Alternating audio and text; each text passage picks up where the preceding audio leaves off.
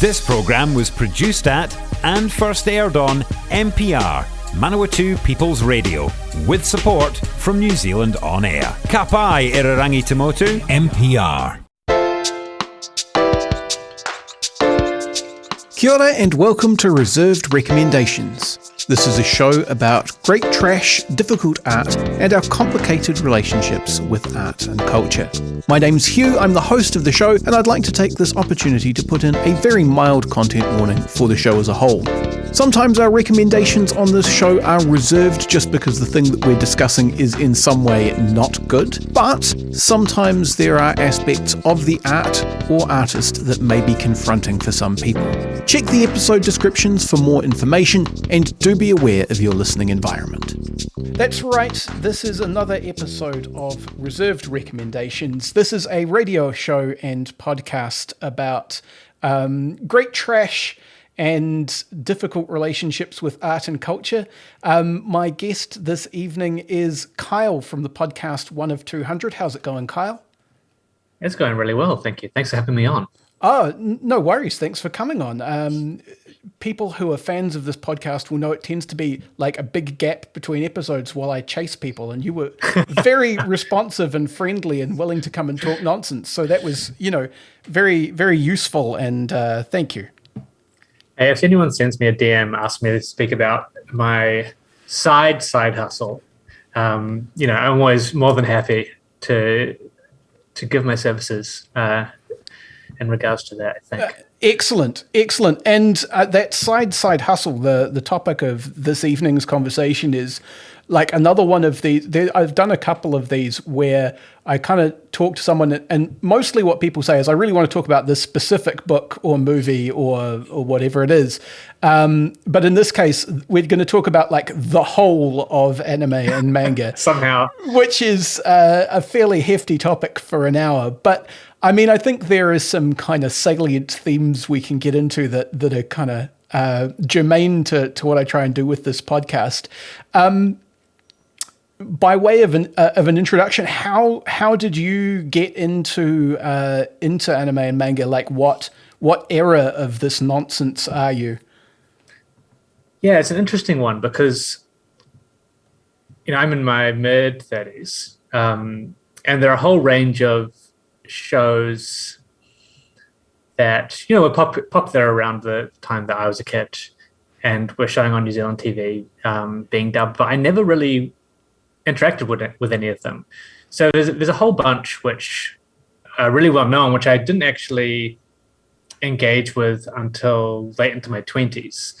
So we're talking like Dragon Ball Z, or Neon Genesis Evangelion, the ones which are like people hark back to, and these types of conversations usually. But I actually came to anime via graphic novels, comics, and manga. And this, I think it was mostly just because I was a really big reader as a kid. I read far more than I watched TV. We didn't have TV a whole bunch of years when I was a kid. So we go to the library and pick up a stack of comics or books instead. Was that like a "it's going to rot your brain" thing? My mum was very like that, and so we didn't have TV like sort of through until I was like 10 or 11ish. Yeah, I don't know. I think sometimes we had one and sometimes we didn't. We were like quite a large family as well, so we just did our own stuff anyway. I think my main memories from watching anime as a kid were just those really, really bad dubs as well, where people would be yelling at each other for 5 minutes straight, which never really endeared them to me anyway. And I found, and I still find to this day, most of the time, even if I'm watching a whole bunch of anime, I will prefer to just read a whole manga series because it allows me to consume it at my own pace. And I guess we'll get into some of these pitfalls with the anime industry, but there's this huge issue, production side, which is that pacing goes out the window because they're working to the deadline of the manga releases. So often the anime can catch up with the manga. And at the same time, they want to have as much product as possible. Yeah, so I mean, the classic example of that in a series that I don't know much about is Naruto. I understand there's an enormous amount of catch-up material there. The one that sticks with me because I was watching it as like an after-school cartoon was Dragon Ball Z. Firstly, you did not miss out watching Dragon Ball Z on TV in New Zealand because there's a phenomenon that's known in a number of countries, and New Zealand was subject to it too, where they didn't have all the episodes. So they would just go back to the start and they would do it, like where they ran out of episodes, they didn't buy complete arcs or anything like that. There would just be a storyline progressing, and then the next day you would be back at the start of the entire series for no reason at all. And there was no one said, hey, by the way, kids, we're going to be resetting things. It just happened. And you were like, oh, cool. Well, I guess we're starting from the beginning again.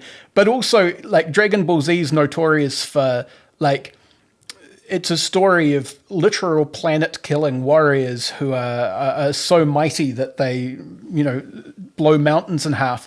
But also, we're going to take, like, a 20-episode diversion to watch them get their driver's license or go to chef school or, like, just complete nonsense. Which is fantastic. I always have time for weird segues as long as they're well told. You mentioned Naruto, though. And one of the major issues with that is that the anime completely caught up to the manga at one stage.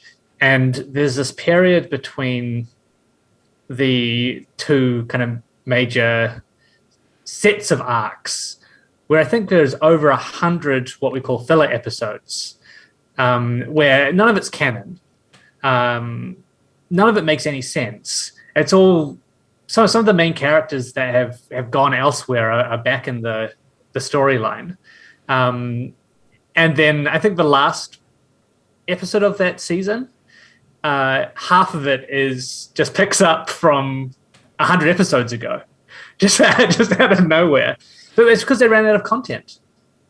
Yeah. I think one of the other things was Dragon Ball Z as well, and why it kept doing that rotation is some of the anime was really graphic, and a lot of the Western stuff, I can't remember exactly what the name of the production company was, but it was reproduced by, I think, a semi-Christian organization. Yeah. They put a child filter over the whole thing, and some of the side-by-sides for that are just bizarre. Yeah, it's very strange because it was quite clear that characters were being killed, and because they borrowed the Western visual language of like having a halo for that, and they insisted that people were being sent to another dimension, which was very strange. And then at one point, a character who's been killed winds up in hell for a while, but they diligently alter the lettering on every, because this is the kind of show it is, that everyone's shirts say hell on them in big letters because how would you know otherwise? But they carefully alter it, and the only thing they could find was like HFIL. So they do this whole thing about like the home for infinite losers as a way to try and explain this incredibly awkward acronym. Yeah, I think there've been a whole range of issues because obviously Japanese cultural tendencies have some things which they're less okay with, but other things which they're far more okay with. I think most blood was deleted from the first Western run, and a lot of the like broken limbs, even some of those kind of things were removed as well. And some of it's just cut, but some of it's just weirdly. Like you said, like covered up or like redrawn in bizarre ways.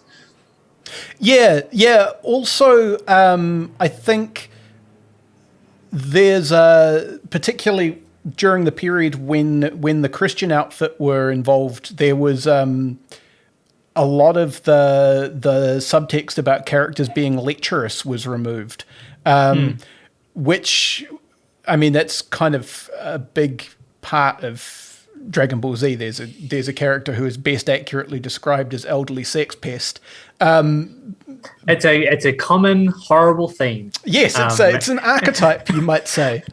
But I mean, it was interesting to me at the time as a teenager, because I had a sort of a vague sense, because there was a sort of a rumor mill about the stuff that was in Dragon Ball, which was quite explicit about how much of a sex pest this guy was. But that was on TV at the same time as the first run of the Pokemon anime, which, you would watch because it's all in a big block together. So you just, you watch the chain of things.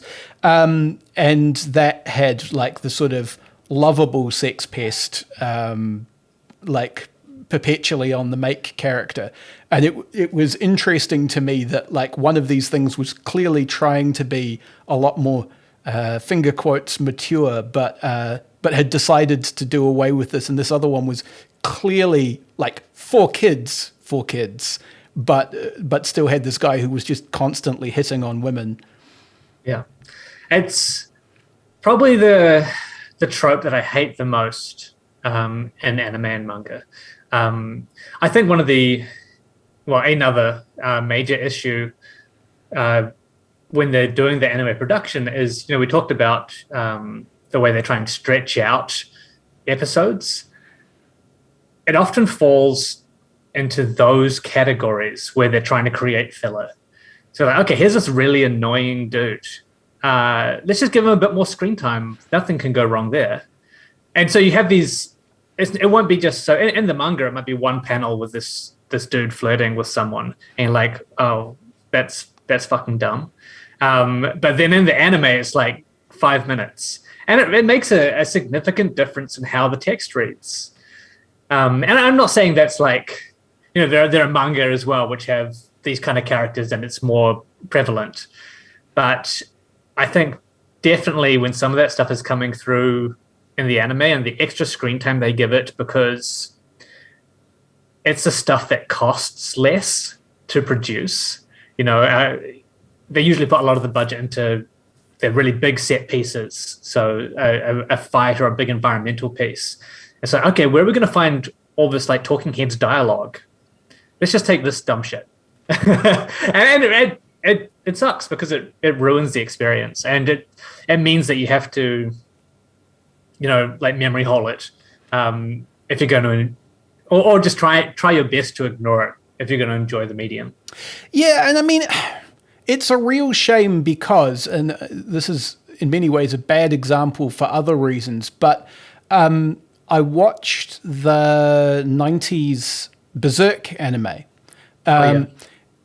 And one of the things that's notable in a good way about that is that it does an incredible amount with like these incredibly sparse kind of impressionistic background paintings and still panels and things, kind of in a way that means that it doesn't have to do that kind of budget juggling quite as much. Although I suspect also the advantage that they had was they went, we're going to do this specific arc of a manga that like that arc had been completed for like 10 years or something at that point. So it was they were able to be a bit more kind of economical about how they approached it as well. Yeah, and I think alongside that, so you said that had time to sit with it, if nothing else. They could say, okay, we can plan this out, we can storyboard it effectively, we know where we're going to put our money at any given time. And Berserk's been running for a long, well, I mean, it's not running anymore. The author is sadly passed away last year, but it's been running a long time. And I think back in those days, there wasn't quite the amount of, I don't know if thought's the right word, but of pre-planning done by manga artists to the same extent, and the consideration that this will need to be in an anime format at some stage, or potentially be in an anime format at some stage. And I think maybe even in the last decade, but maybe even more so in the last 5 years, I've seen a lot of mangaka, so the writers and authors and artists of manga, become very, very good at doing paneling in such a way that a single panel might have an episode's worth of content in it. So they're not getting to that point quite as much where they're having to run a whole bunch of filler. I think there's still so many challenges with that. I have so much respect for like everyone involved in the process of trying to, first of all, create the original work, but then to turn it into something which not only holds true to the original story, but is a new art form on its own as well. Yeah, I mean, adaptation is a hell of a trick when you look at the ways that that people attempt it. I was actually struck by your comment about planning things out, because one of the vibes that I got from Berserk, and I have not researched how true this is, I don't know if you can necessarily, but was that arc that the first anime is based on, which is called the Golden Age, that was really tightly planned. Like he had a really clear, like we do in media res, then we flash back to the very beginning and we show how we got here, and this is definitely what's going to happen at the end of that. And the stuff that happens immediately after that in the manga feels like he did this thing and then it was this massive kind of earth-shaking success, despite being like one of the hardest things to read that I've willingly subjected my eyeballs to with comics. And he didn't quite like it. There's this kind of spinning gears period as he kind of frantically tries to go, okay, well, what next now? And similarly with Dragon Ball, there's this famously weird escalation in the kind of like latter half of Dragon Ball Z, where it looks like the main bad guy is this old man robot, and then he gets killed by some robots that look like teenagers who are tougher, and then they get killed by a weird bug monster that's even tougher. And apparently the story behind that is that what's the man's name again? Anyway, the original mangaka was basically, he went, okay, well, here's the bad guy for this arc. And his mentor was like, no, that's not good enough. Okay, well, here's the bad guy for this arc. No, that's still not. Well, what about this guy? All right, yeah, that guy will do. And so there's this really weird kind of step up in power that doesn't make a huge amount of sense. Yeah, it's Akira Toriyama. That's right. Yeah, and this is one of the, you're talking at the outset around some of the negative things that come with indulging in these art forms, and some of the hurdles that you might have to get over when consuming the media. And one of the things about manga in particular is that it's an incredibly punishing industry. I think it has got better in the last, 20 years, and just progressively better since. But it's punishing. It's a weekly release schedule at a minimum.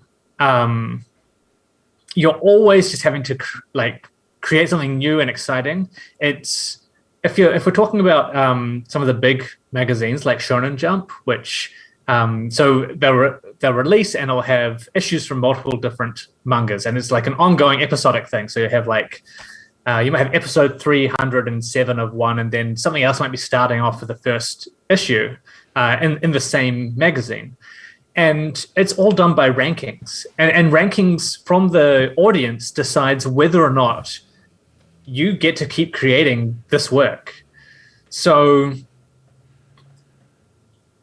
if you're not at a minimum in the top 10, and if you're a new manga, if you're not hitting in the top 5, alongside some of these really long-standing some of them like running for decades. Yeah, I was going manga. to say, like, You're just One cut. Piece is up to like hundreds, possibly thousands of issues. Thousands. Over past 1,000. It's past 1,000 anime episodes now. Yeah, I mean, One Piece is one of these series where, like, I don't watch it because I don't think there is any feasible way with the way that my life is that I could ever, like, actually watch enough of it. It's like there's simply too much. But yeah, you continue. And so I have subscription, so I read new stuff every week, and every so often go, okay, cool. There's this new one come out. It's pretty good. It's running pretty strong, and then you'll see conversation on like different forums, like, oh man, it's like sitting at number 8 in the rankings. It's going to get cut, and a few weeks later, you'll literally see this like the entire story arc, and it might be like 30 issues in. The entire story arc just starts to very swiftly wrap up, and then it's gone, and just like that. And you might be like, "Wow, I really thought that was going to go the distance," but because it wasn't performing,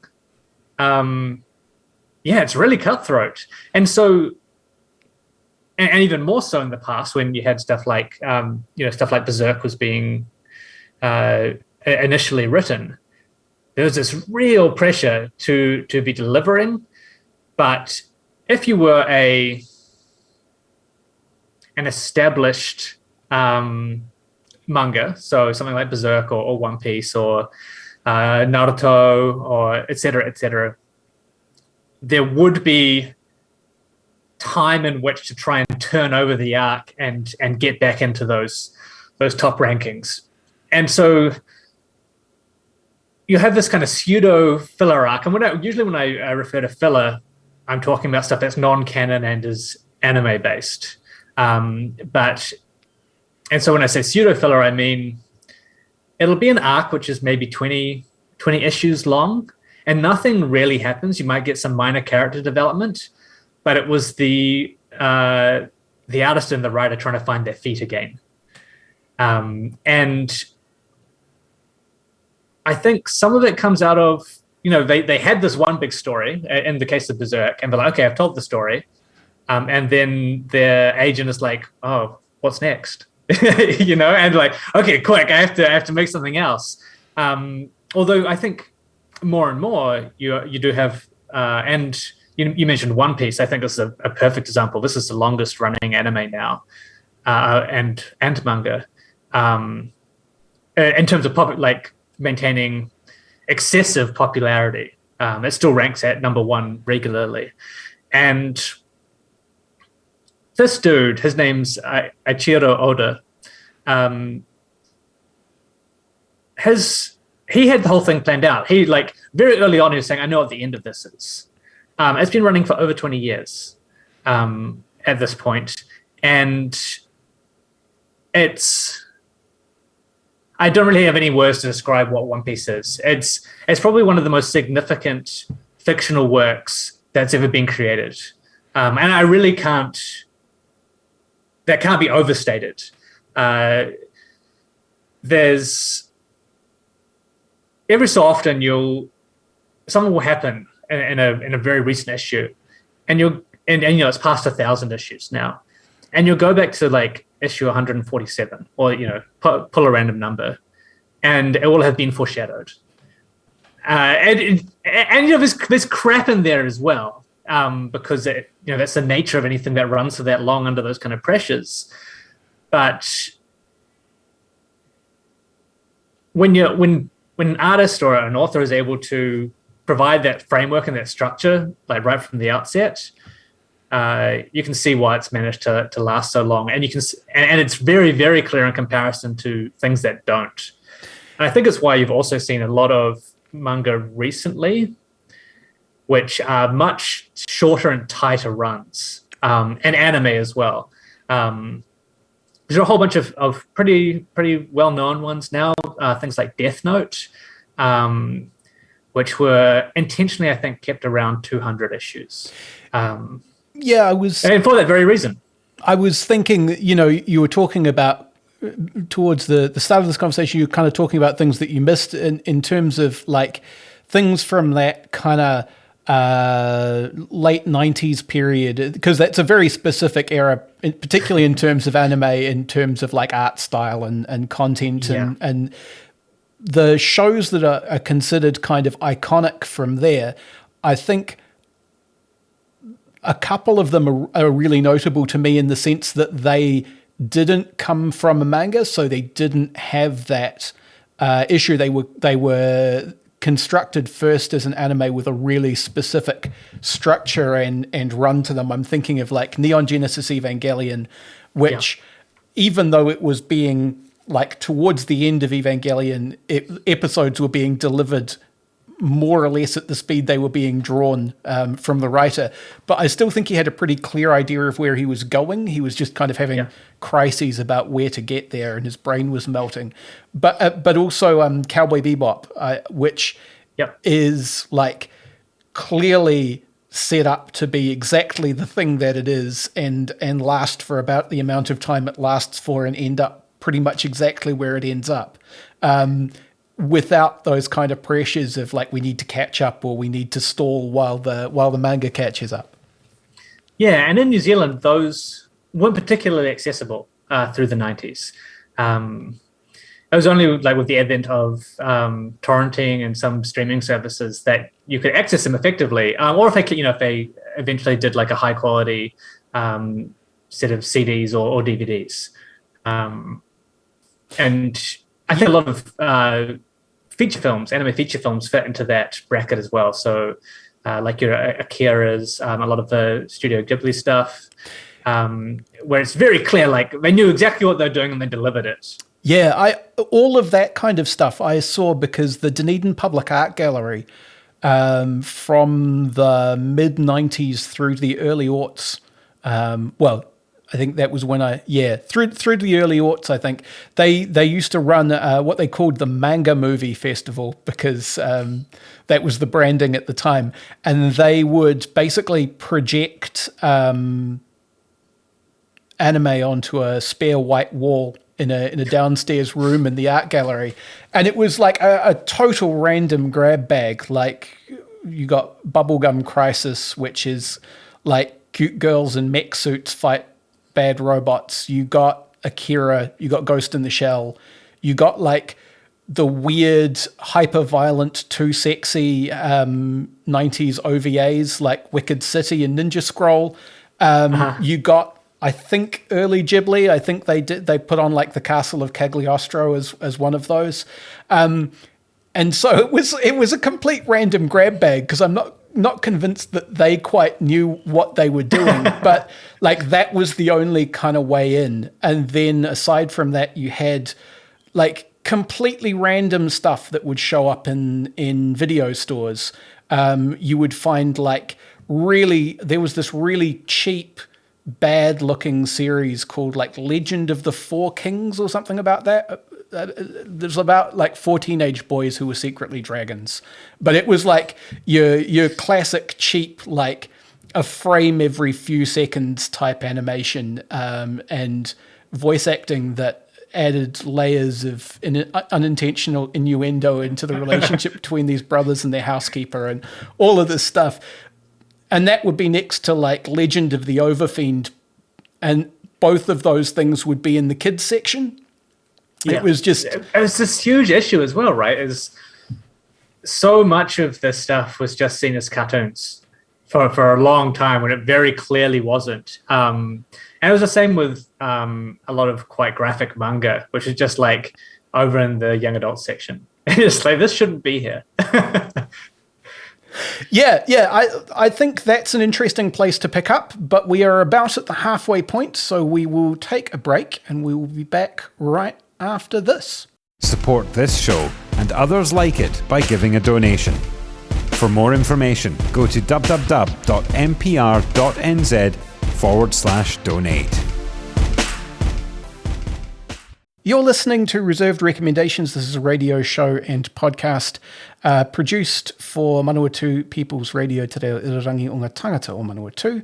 My guest this evening is Kyle of the podcast One of 200, and we're talking about like the entire spectacularly problematic and complicated field of anime and manga, and you were just talking about finding kind of inappropriate manga in the YA section of the library, which is an experience that I remember as well.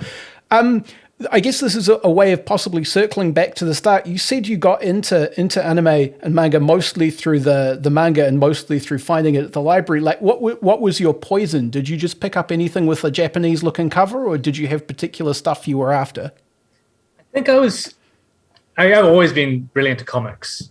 So I think it was just basically at random. I've read all these other comics. What's this?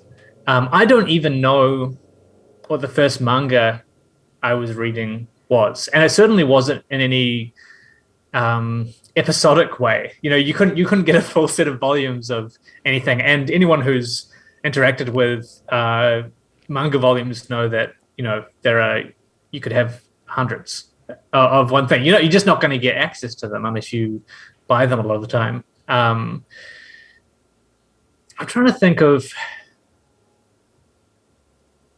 I think one of the first ones I was able to read in full, and this was actually not until my late teens, and it was when we had Borders arrive in New Zealand, and there was one under the cinemas on Queen Street, and they just had a really, really well-stocked manga section. And by this stage, though, you know, it was more acceptable for me to be reading stuff that was more mature. So it wasn't so much of a surprise when I picked something up and it was like quite violent. And it was an anime called, a manga called Monster. Oh, right. That's Osamu Tezuka, isn't it? The Astro Boy guy? No. But the actually interesting connection between the two dudes. So this is Naoko Urasawa, who at one point released a series which was a remake of an Astro Boy arc. But this guy is like one of the more distinctive manga styles. The story is like a detective story, a thriller about a Japanese surgeon in Germany who inadvertently saves the life of like a horrible kind of sociopathic child who goes on to lead a white supremacist movement. Just like totally out of the bag. And just something I didn't expect to encounter. And it's what kind of drove me to go and sit in Borders and read it in my evenings until I finished the entire thing.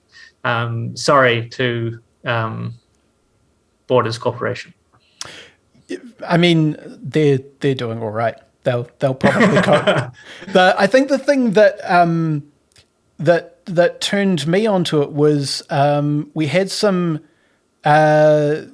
this person come and stay with us who, like, she was the daughter of a friend of my parents. So we didn't really know each other that well, but my mum and her dad were very good friends. And she stayed with us for a little while on her way to go to university. And she had a couple of volumes of Ranma 1/2. Right. And the weird combination of like, because I was similarly super into comics, but like my main jam was like Tintin. Same here. And in fact, I would argue that I can read because of Tintin, because I wanted to know what was going on in the speech bubbles.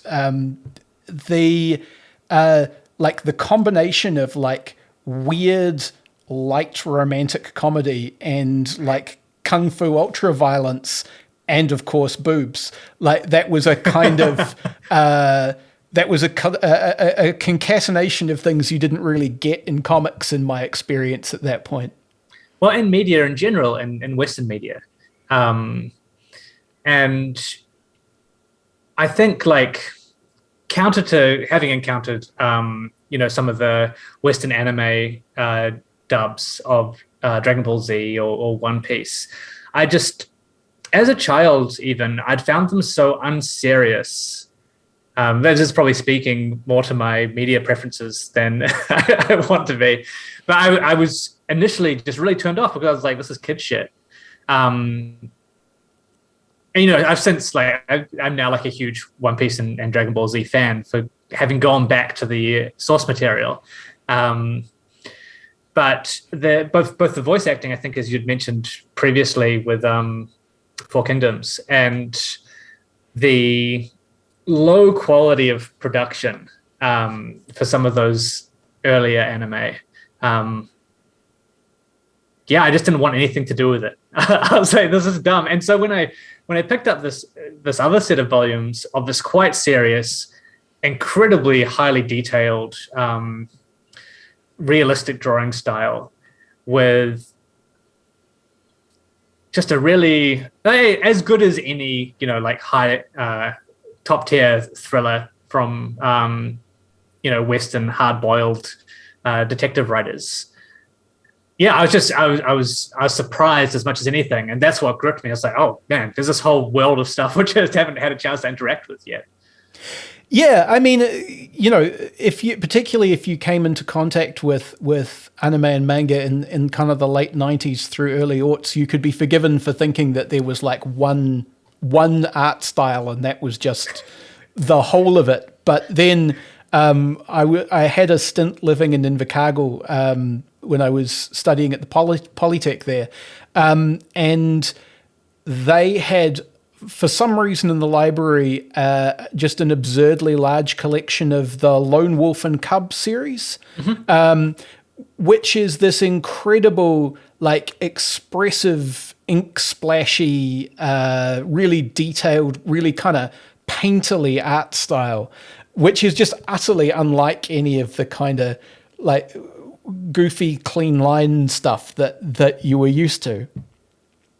Yeah, Lone Wolf and Cub, now known as The Mandalorian, which also that its whole premise. Tom Hanks movie, The Road to Perdition, is Lone Wolf and Cub shrunk down to a movie and made into gangsters, right? Yeah, and it's a great trope. It's fantastic, but there's this whole range of manga and some anime as well. Some of it got through in the form of feature films or shorts, which was so at odds with what was seen to be financially viable. That it just never made it here for a long time, or at least only in very small amounts. If you had a particularly good graphic art librarian, at any given library. And there are a whole range of manga that fit right into that kind of archetype.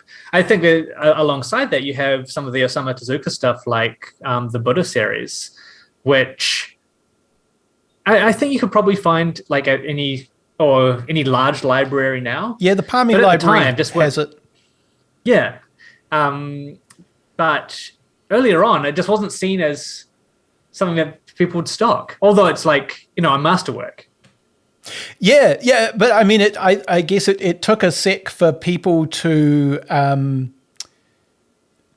be accepting of something that was that culturally specific, because it's not just like, it's kind of like trying to explain King Arthur from first principles to someone who's never heard any of the tropes.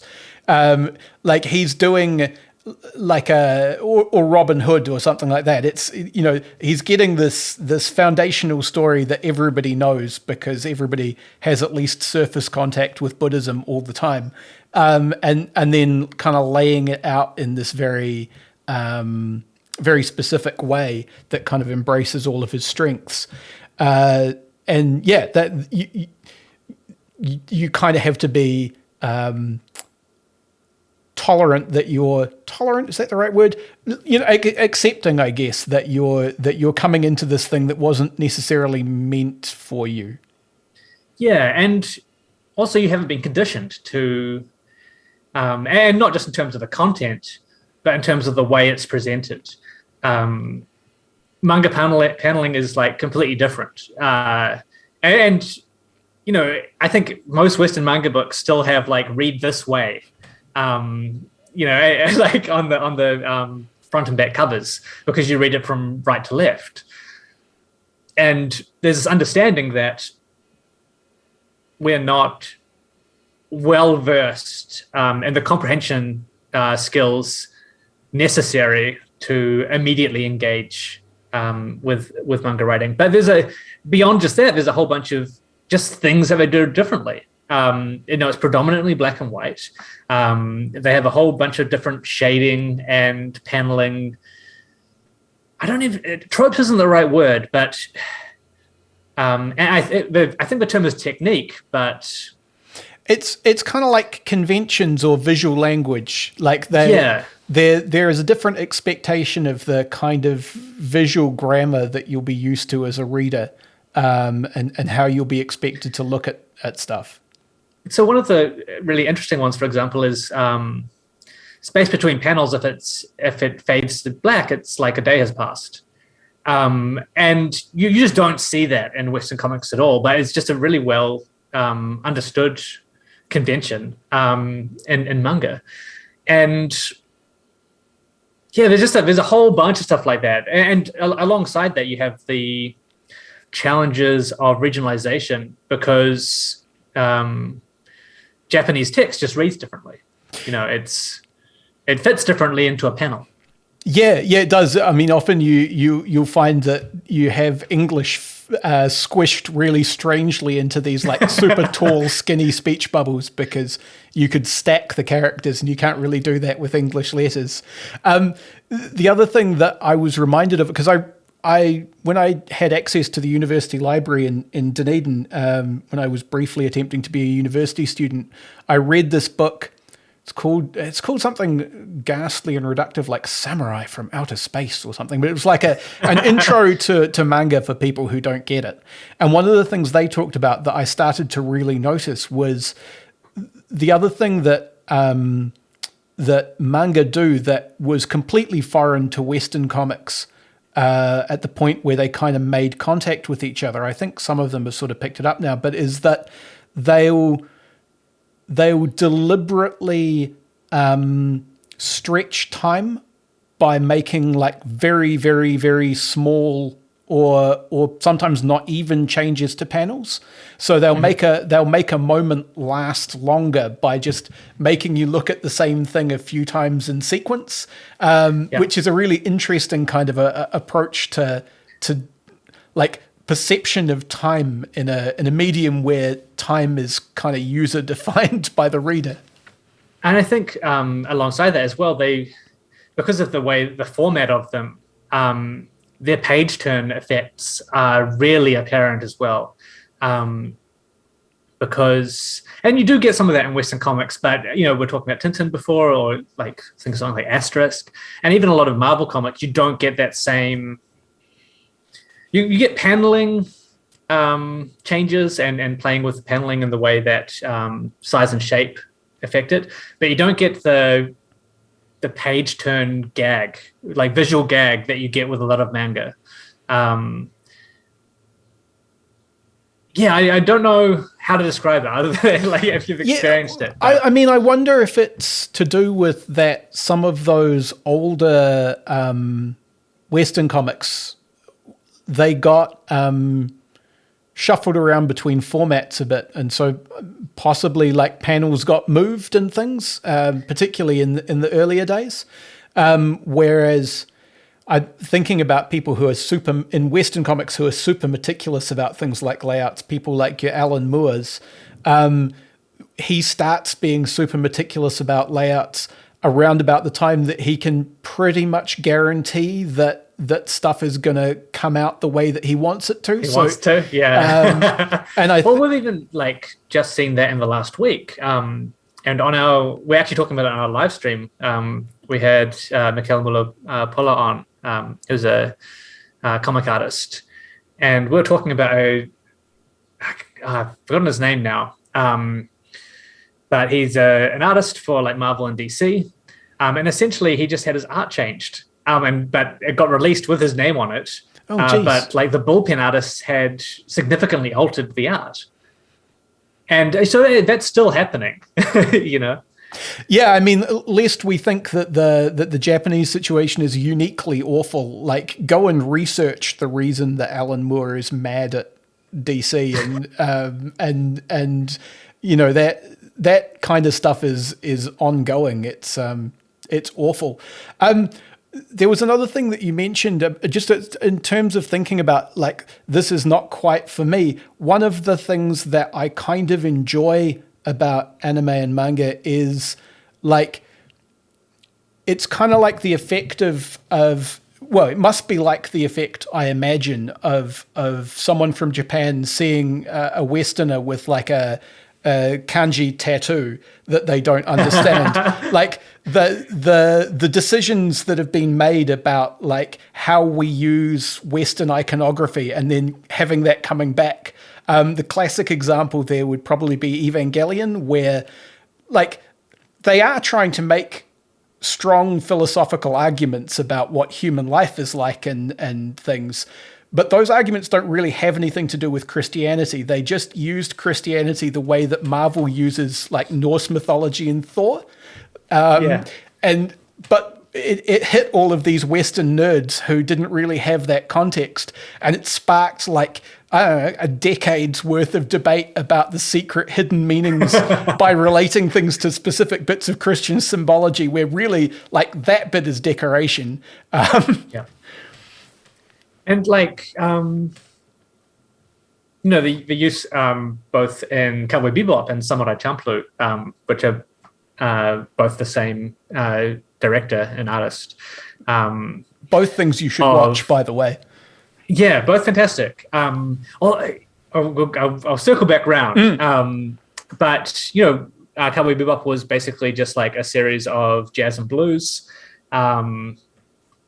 with art and narrative attached to it.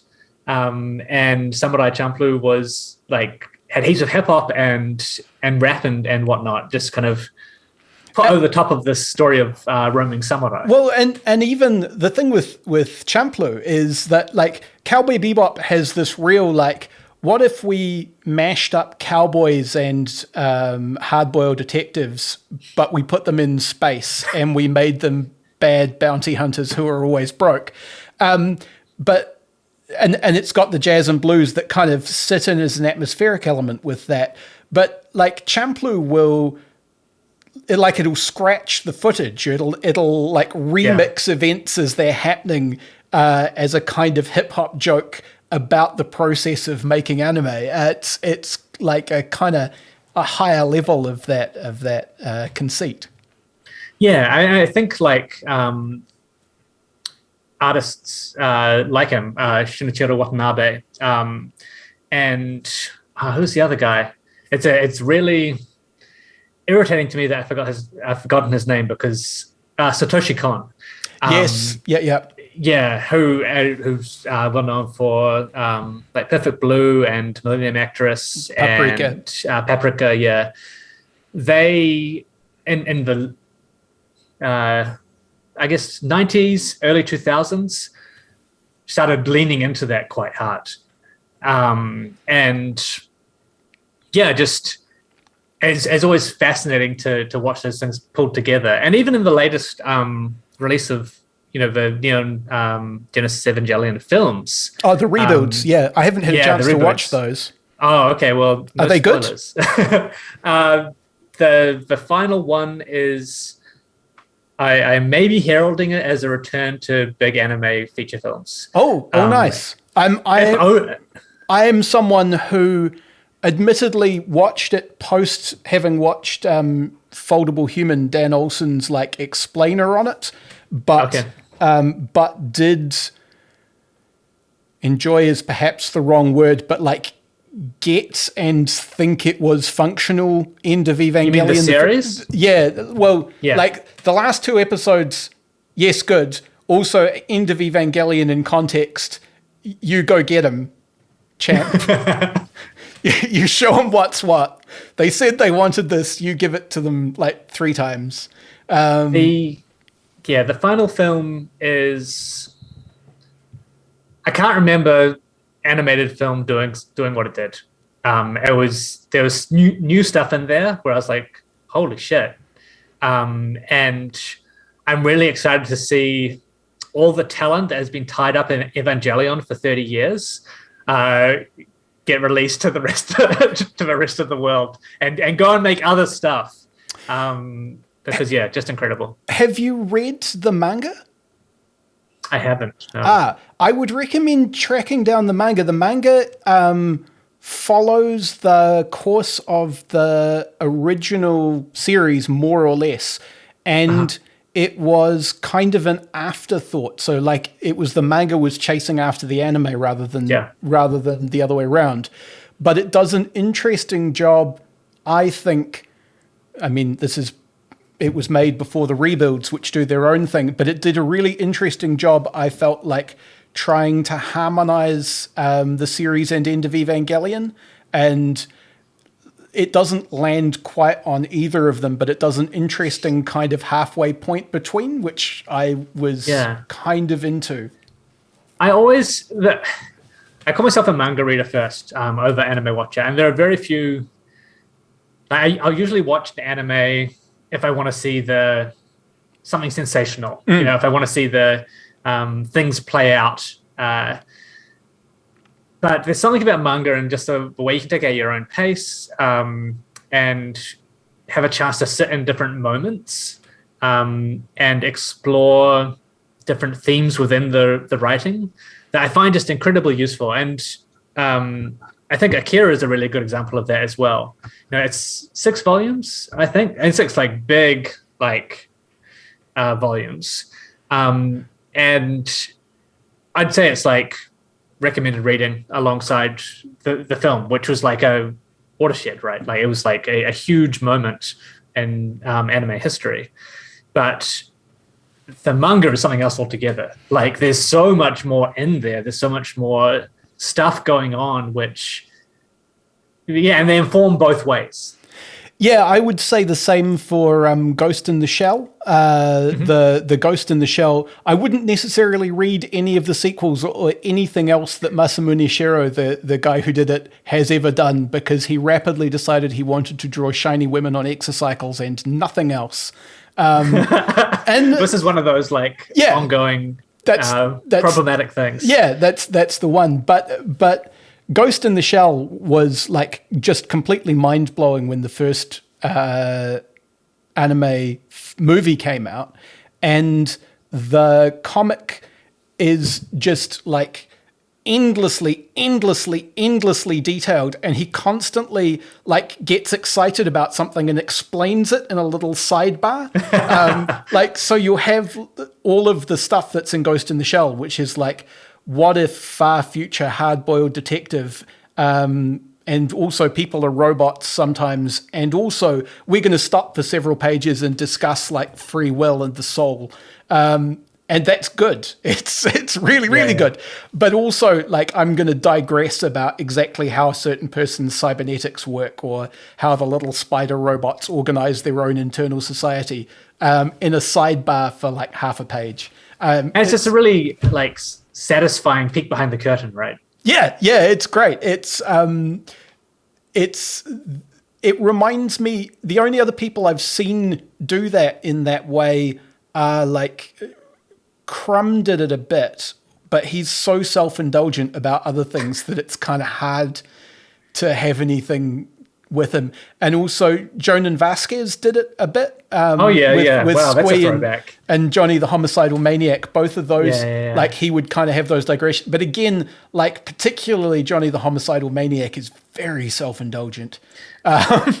Yeah, I mean, there's a whole not to get into Western comics, but there's a whole era of that sort of stuff. I mean, there is an episode that I should do, and I don't necessarily know who I should talk to about it, but like there is a very specific 90s edgelord culture thing please don't. that had a really specific impact on culture, and it's worth discussing because it's leads to some of the worst people in the world. Yeah, I think like it's this kind of pre-4chan kind of conspiracy shit, like that we're seeing in some respects. It's kind of partly that, but also like there was this point where some of that stuff was sort of, I want to say like almost innocent, like they genuinely thought we are going to offend everybody equally, and they thought that completely kind of blithely without following through the implications of that at all, because it was pre-internet, and like if you wanted to terrorize complete strangers in another place, you had to write them a letter and it would take weeks to get to them. I think there is like a specific thing that people my age feel like we've lost, and I think we lost for good reasons. But anyway, that is a digression. I think there are actually a bunch of manga artists who do the same thing. So it was Hunter x Hunter, which the mangaka is just well known for just going off on these screeds, like having far too much text trying to be fit on the page. I think some of his pages are just like hundreds and hundreds of words. It's a meme in the community. And there are a range of others which will sometimes just do cutaways. And, they're just going like, okay, let's go and check out this pet that someone has. So some of them do it really well and some of them don't. Well, thank you very much for talking. We are coming pretty much to time. There are two things I like to do by way of wrapping this show up. The first is if there are people who, as a result of listening to this, like want to go off and dive headfirst into manga, like what would you suggest they look at? Like, are there ongoing things which are good entry points? Are there classics that you think are good entry points? Yeah. One of the considerations which I always have to take into account, and this is what hurdle do you have to get over, is some of the best ones that are currently going, and even some of the ones which, are like, okay, you should read this if you're going to do manga, are 1,000 episodes long. And I know that's just a really hard thing to get past. I think, you said yourself, you haven't had, you're not sure how you will make One Piece happen. I would suggest people go and just try and start reading the manga. Issues are about 17 pages. And you'll find out whether you're hooked or not within about 50 issues, which might be an afternoon. It's really something else. In terms of what's currently on, and kind of what's in the zeitgeist, I've been watching Demon Slayer, which is on Netflix. I've heard very good things about that. Oh my God. There's some really, the things you have to get over are some really annoying characters who they use as filler material to lower production costs. But it is, other than that, it's probably the highest quality production level for any anime series I've ever seen. It's just mind-blowing. It's just got some fantastic stuff. It has a huge, incredible, beautiful canon film as part of it as well, called Mugen Train.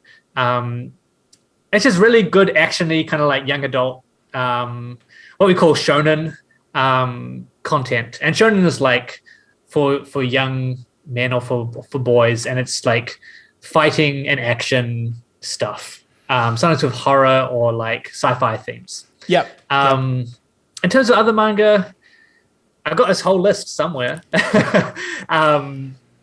But the one I mentioned earlier, Monster, if you want to get something that is kind of at odds with any anime or manga that you have kind of experienced from the outside and gone, these other things aren't really for me, they're too childlike, go and check out Monster. It's just a fantastically put together story.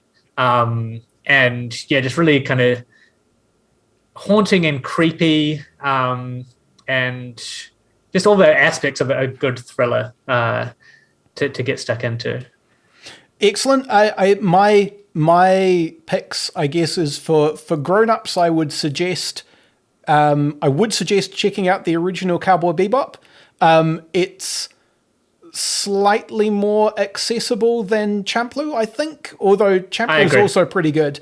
The warning I would give you with Cowboy Bebop is like, watch at maximum an episode a day. Like, it was designed to be like, tune in next week for the next episode of The Simpsons kind of TV. And so there's this real kind of episodic loop to the way that episodes are.